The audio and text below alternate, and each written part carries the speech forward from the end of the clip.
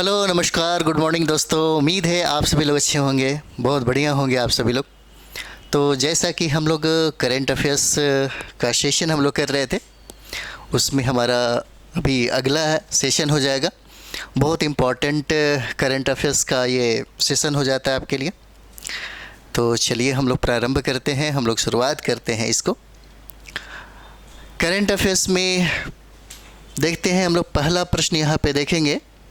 पहला प्रश्न कहता है कि वर्ष 2024 के, बहुत इम्पॉर्टेंट है ये, वर्ष 2024 के लोकसभा चुनाव में, वर्ष 2024 के लोकसभा चुनाव में आदिवासी समूह जिसका नाम है शोम्पेन, आदिवासी समूह शोम्पेन ने पहली बार अपने मताधिकार का प्रयोग किया था।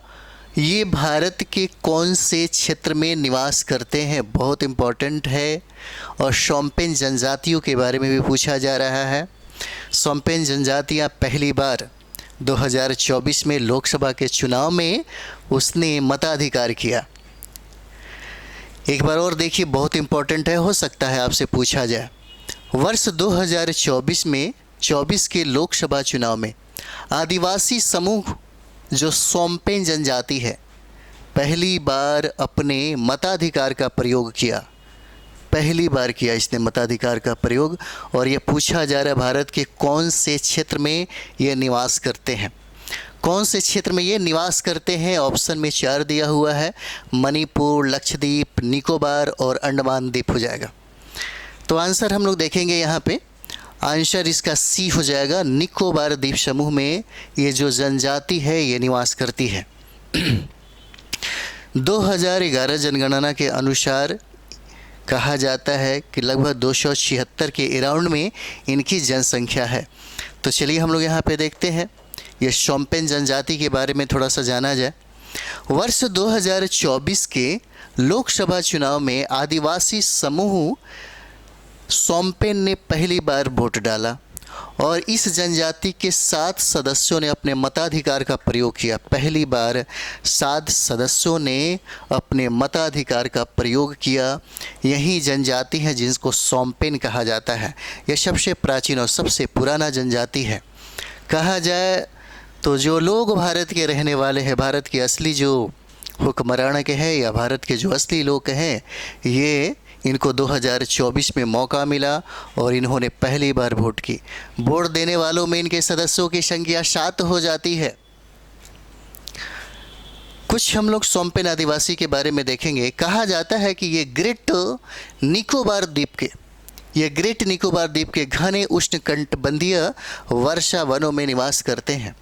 आज भी अगर प्राचीन भारत के इतिहास अगर आप पढ़ेंगे तो आदिकाल का जो पाषाण काल है, पाषाण काल में जो सामाजिक संरचना जो बना हुआ था, सामाजिक जो व्यवहार है बना हुआ है, बिल्कुल अगर इनके जनजातियों के बारे में आप पढ़ेंगे तो आपको लगेगा कि कहीं ना कहीं उनका संबंध जो है आज के संबंध और कल के संबंध से अगर जोड़ के आप देखेंगे तो बहुत लगेगा कि बहुत करीब है। ये दोनों का जो सामाजिक संरचना है दोनों ही करीब है। तो यहाँ पे देखते हैं कि वर्ष 2011 की जनगणना के अनुसार इनकी अनुमानित जनसंख्या 229 हो जाती है। यहाँ पे अनुमानित बता रहा है, क्योंकि इनके यहाँ जिस तरीके से भारत के अन्य क्षेत्रों में भारत के अन्य लोगों के पास सरकारी कर्मचारी जाकर के जनगणना करता है, उस तरीके से यहाँ जनगणना नहीं किया जा सकता, क्योंकि इस जनजातियों के संपर्क में आम लोग नहीं जा सकते। अगर आम लोग चले जाएँ तो फिर हो सकता है बहुत सारा चीज़ें हो जाए, क्योंकि ये बहुत ही खतरनाक जनजाति माने जाते हैं। और इसीलिए कहा जाता है कि अंडमान निकोबार द्वीप के किनारे जो सरकारी कर्मचारी हैं, अगर जनगणना करना हो तो ये सारे लोग जो सरकारी कर्मचारी है, इस जल के माध्यम से ये लोग जाते हैं और इसके किनारे बहुत सारे फल, कपड़े वगैरह रख देते हैं। और ये जनजातियाँ जो है यहाँ पे जब आती है इस सामान को लेने के लिए, तब काउंट कर लिया जाता है, इसलिए इसमें अनुमानित लगाया गया है। चलिए आगे और देखते हैं हम लोग। बहुत सारी चीज़ें हैं जो भारत में इस तरह से होता है। तो ये विशेष रूप से कमज़ोर जनजातीय समूहों के अंतर्गत आते हैं। सबसे कमज़ोर कहा जा रहा है, विशेष रूप से कमज़ोर जनजातियाँ। ये खानाबदोश, शिकारी और संग्रह करता है।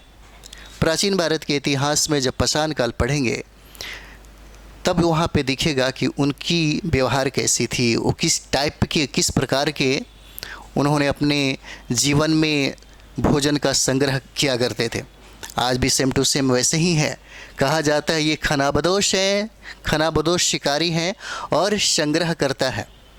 इनकी आजीविका का मुख्य स्रोत क्या है? शिकार करना, वन उत्पाद इकट्ठा करना और मछली पकड़ना और बागवानी गतिविधियां हैं इनके मुख्य आजीविका का स्रोत हैं। इनका मुख्य भोजन पेंडनस फल है, पेंडनस फल है जिसे ये लैरोप कहते हैं। इनका मुख्य भोजन सैम्पेन जनजातियों के बारे में बताया जा रहा है कि इनके मुख्य भोजन है। चलिए अगला प्रश्न हम लोग यहाँ पे देखेंगे।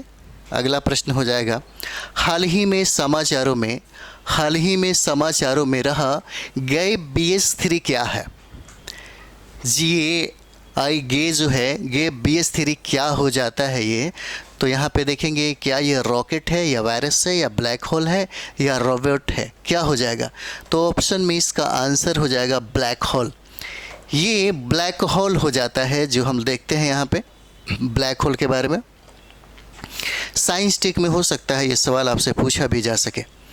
तो यहाँ पे देखिए, हाल ही में खगोलविदों द्वारा मिल्की वे में आकाशगंगा में सबसे बड़े स्टेलर ब्लैक होल की खोज की है। सबसे बड़े स्टेलर ब्लैक होल की खोज की है और उस ब्लैक होल का नाम है, यहाँ पे देखेंगे जिसका नाम गे BS3 रखा गया है।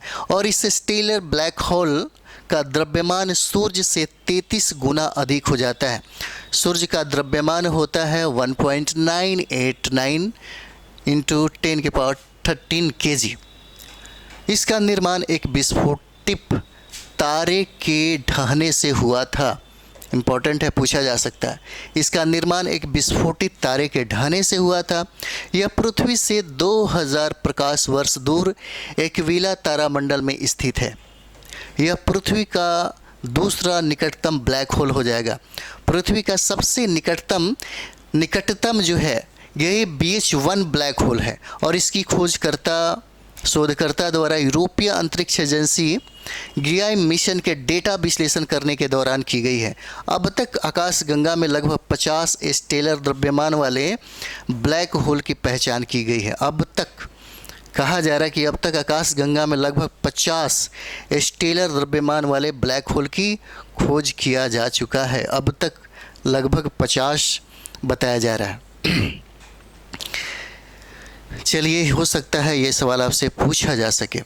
16वां विश्व भविष्य ऊर्जा शिखर सम्मेलन, 16वां विश्व भविष्य ऊर्जा शिखर सम्मेलन 2024 का आयोजन पूछा जा रहा है कहाँ किया गया था?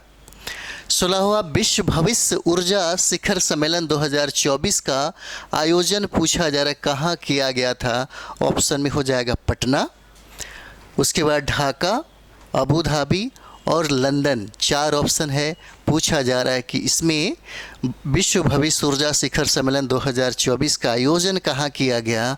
तो आंसर में हम लोग देखेंगे ये हो जाएगा C, अबू धाबी में इसका आयोजन किया गया। 16वां विश्व भविष्य ऊर्जा शिखर सम्मेलन 2024 का आयोजन अबू धाबी UAE में किया गया। आंसर C हो जाएगा, अबू धाबी में। 16 से लेकर के 18 अप्रैल 2024 तक 16 से लेकर के 18 अप्रैल 2024 तक 16वां विश्व भविष्य ऊर्जा शिखर सम्मेलन 2024 का आयोजन किया गया। इसका आयोजन स्थल की बात करें, जो प्रश्न पूछा गया था, यह अबू धाबी UAE में हुआ था। इस सम्मेलन में अस्थायी ऊर्जा और जलवायु पहल के लिए वैश्विक नेता, नीति निर्माता और विशेषज्ञ आदि इसमें शामिल थे। इस सम्मेलन में अंतर्राष्ट्रीय नवीकरणीय ऊर्जा एजेंसी ने वर्ष 2030 तक नवीकरणीय ऊर्जा क्षमता को कम से कम 11 टेरावाट तक बढ़ाने पर बल दिया गया है। लगभग कम से कम कहा जा रहा है 11 टेरावाट तक बढ़ाने पर बल दिया गया है। चलिए अगला प्रश्न देखते हैं। वर्ष 2024 के लता दीनानाथ मंगेशकर पुरस्कार से किस बॉलीवुड हस्ती को सम्मानित किया गया था? किस बॉलीवुड हस्ती को सम्मानित किया गया था? वर्ष 2024 के लता दीनानाथ मंगेशकर पुरस्कार से किस बॉलीवुड हस्ती को सम्मानित किया गया था? ऑप्शन में शाहरुख खान, राजेश खन्ना, धर्मेंद्र और अमिताभ बच्चन है। इसका आंसर हम लोग देखेंगे तो आंसर अमिताभ बच्चन हो जाएगा। आंसर इसका अमिताभ बच्चन है, इसका आंसर डी हो जाता है। यहाँ पे हम लोग देखते हैं अमिताभ बच्चन। वर्ष 2024 की लता दीनानाथ मंगेशकर पुरस्कार अमिताभ बच्चन को दिया गया। यह पुरस्कार 24 अप्रैल 2024 को मास्टर दीनानाथ मंगेशकर की 82वीं पुण्यतिथि पर दिया गया है और वर्ष 2022 में इस पुरस्कार की शुरुआत की गई। इस पुरस्कार की शुरुआत वर्ष 2022 में किया गया। यह पुरस्कार राष्ट्र और समाज के प्रति अग्रणी योगदान के लिए दिया जाता है। यह पुरस्कार मास्टर दीनानाथ मंगेशकर स्मृति प्रतिष्ठान संस्थान द्वारा दिया जाता है। वर्ष 2022 के लिए इस पुरस्कार के पहले प्राप्तकर्ता भारत के प्रधानमंत्री नरेंद्र मोदी हैं। ये जो पहला पुरस्कार जो दिया गया 2022 में, यह पहला पुरस्कार नरेंद्र मोदी को दिया गया और दूसरा पुरस्कार बॉलीवुड की हस्ती अमिताभ बच्चन को दिया जाता है। नेक्स्ट प्रश्न हम लोग देखते हैं यहाँ पे। हाल ही में लॉरेंस बोंग ने किस देश के प्रधानमंत्री के रूप में पद की शपथ ली है? हाल ही में लॉरेंस बोंग ने किस देश के प्रधानमंत्री के रूप में पद की शपथ ली है? आंसर में आपका हो जाएगा सिंगापुर है ऑप्शन में, ऑस्ट्रेलिया और न्यूजीलैंड और म्यांमार हो जाएगा। और क्या है? म्यांमार हो जाता है। तो चलिए आंसर में हम लोग यहाँ पे देखेंगे तो आंसर में ये हो जाएगा सिंगापुर हो जाएगा। सिंगापुर में लॉरेंस बोंग ने प्रधानमंत्री के रूप में पद ग्रहण किया। सिंगापुर के हैं ये, इम्पॉर्टेंट हो जाएगा। चलिए यहाँ पे देखते हैं 15 मई 2024 को लॉरेंस बोंग सिंगापुर के चौथे प्रधानमंत्री के रूप में शपथ ली और ये सिंगापुर के प्रधानमंत्री के रूप में ली सिन लुंग का स्थान लेंगे और सिंगापुर के पहले प्रधानमंत्री ली कुआन यू थे सिंगापुर के पहले प्रधानमंत्री। चलिए अगला प्रश्न देखते हैं हम लोग। अगला प्रश्न है कि हार्वर्ड विश्वविद्यालय ने अभिनेत्री Avantika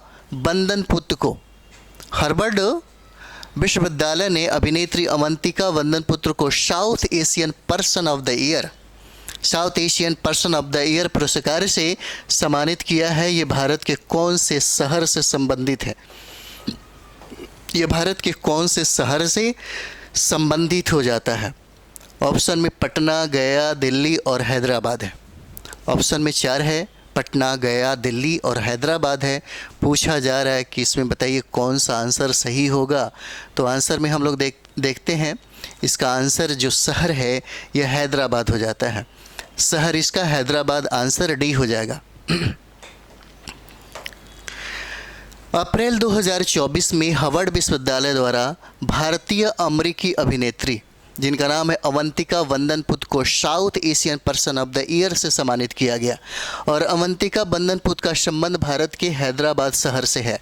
south Asian person of the year यह पुरस्कार हार्वर्ड विश्वविद्यालय द्वारा दिया जाता है और यह सम्मान अंतर्राष्ट्रीय मनोरंजन जगत में विशेष उपलब्धियों के लिए यह सम्मान जो है यह दिया जाता है। चलिए अगला प्रश्न हम लोग देखेंगे। 7 नंबर इम्पोर्टेंट है आपके लिए। हाल ही में मनाया गया लोंगटे त्योहार किस राज्य से संबंधित है? पूछा जा रहा है किस राज्य से संबंधित है। आंसर में देखेंगे हम लोग जो ऑप्शन में है आपके पास बिहार, अरुणाचल प्रदेश, केरल और गुजरात। 4 ऑप्शन है, बिहार, अरुणाचल प्रदेश, केरल और गुजरात हो जाएगा। आंसर में हम लोग देखते हैं कि लोंगटे त्यौहार किस राज्य में से संबंधित है, किस राज्य में मनाया जाता है। तो इसका आंसर हो जाएगा बी, अरुणाचल प्रदेश। इसका संबंध अरुणाचल प्रदेश से हो जाएगा, अरुणाचल प्रदेश। यहाँ पे हम लोग देखते हैं अप्रैल 2024 में अरुणाचल प्रदेश में लोंगटे त्यौहार मनाया गया और यह त्यौहार जो है नईसी जनजाति द्वारा, पूछा जा सकता है किस जनजाति द्वारा मनाया जाता है, तो नईसी जनजाति के द्वारा मनाया जाता है और यह नईसी जनजाति के सबसे पुराने त्योहारों में से एक हो जाता है। इसका आयोजन बसंत ऋतु की शुरुआत के समय अप्रैल में किया जाता है और यह त्योहार जो है 7 दिनों तक मनाया जाता है। इसमें जानवरों की बलि नहीं दी जाती, इसलिए इसे रक्तहीन त्योहार के नाम से भी जाना जाता है। इसे हम लोग रक्तहीन त्योहार के नाम से भी जानते हैं। यह अरुणाचल प्रदेश का एकमात्र ऐसा त्योहार है जो आयोजन के दौरान या उसके बाद जानवरों की हत्या पर रोक लगाता है। अरुणाचल प्रदेश के अन्य प्रमुख त्योहार लोसर महोत्सव और तुगरिया महोत्सव हो जाता है, शाका दावा, दुखपा तत्सेसी आदि हो जाता है। ये इतने सारे त्यौहार हैं, हो सकता है कभी पूछ दे आपसे, क्योंकि ये चर्चा में रहा है इसलिए पूछा जा सकता है लोंगसे त्यौहार के बारे में। चलिए अगला प्रश्न देखते हैं। अगला प्रश्न है, हाल ही में डस्टलिक सैन्य अभ्यास पूछा जा रहा है कि हाल ही में डस्टलिक सैन्य अभ्यास किन देशों के बीच में आयोजित किया गया था, किन देशों के बीच में आयोजित किया गया था। ऑप्शन में हम लोग देखते हैं कि भारत और ताजिकिस्तान है, भारत और तुर्कमेनिस्तान है। 8 नंबर सवाल है ये, भारत और उज्बेकिस्तान है और भारत और कजाकिस्तान हो जाता है। 4 ऑप्शन है यहाँ पे हम लोग देखेंगे जो 4 ऑप्शन है और पूछा जा रहा है कि डस्टलिक सैन्य अभ्यास किन 2 देशों के बीच में हुआ था, तो यहाँ पे इसका आंसर हो जाएगा भारत और उज्बेकिस्तान। भारत और उज्बेकिस्तान इसका आंसर हो जाएगा। भारत और उज्बेकिस्तान के मध्य में डस्टलिक सैन्य अभ्यास हुआ था। डस्टलिक सैन्य अभ्यास यह भारत उज्बेकिस्तान का एक संयुक्त सैन्य अभ्यास है। इसके 5वें संस्करण का आयोजन 15 अप्रैल से लेकर के 28 अप्रैल 2024 तक उज्बेकिस्तान में किया गया था। यह सैन्य अभ्यास दोनों देशों के बीच रणनीतिक साझेदारी और आपसी सहयोग को बढ़ावा देता है। यह संयुक्त राष्ट्र के आदेश के तहत पहाड़ी और अर्ध शहरी परिदृश्य में संयुक्त आतंकवाद विरोधी अभियानों पर केंद्रित है। इसका उद्देश्य दोनों सेनाओं के बीच परिचालन प्रभावशीलता और समन्वय को बढ़ावा देना है। भारतीय सेना के दल में गढ़वाल राइफल्स रेजिमेंट के सैनिक शामिल हैं और डस्टलिक संयुक्त अभ्यास जो सैन्य अभ्यास है इसकी शुरुआत वर्ष 2019 में हुआ था।